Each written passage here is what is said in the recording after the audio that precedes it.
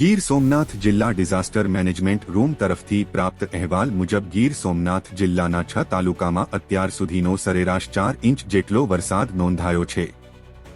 જેમાં સૌથી વધુ વેરાવળ પાટણ અને સુત્રાપાડા તાલુકામાં 5 ઇંચ વરસાદ નોંધાયો છે।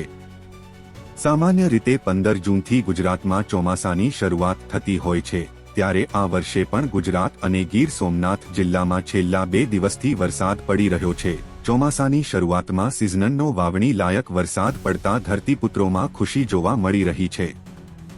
ગીર સોમનાથ જિલ્લામાં પણ છેલ્લા 2 દિવસથી અવિરત મેઘમહેર થઈ રહી છે, જેમાં આ વર્ષના ચોમાસાની શરૂઆતથી તારીખ 18/6/2025ને સાંજના 5 વાગ્યા સુધીના વરસાદના આંકડા જોઈએ તો તાલાલામાં 4 ઇંચ, ઉનામાં 4 ઇંચ, કોડીનારમાં 4.25 ઇંચ, સુત્રાપાડામાં 5 ઇંચ, વેરાવળ પાટણમાં 5 ઇંચ અને ગીર ગઢડામાં 3.5 ઇંચ વરસાદ નોંધાયો છે। આમ જિલ્લામાં અત્યાર સુધી કુલ સરેરાશ 4 ઇંચ જેવો વરસાદ પડ્યો છે, જેમાં સૌથી વધુ સુત્રાપાડા તાલુકા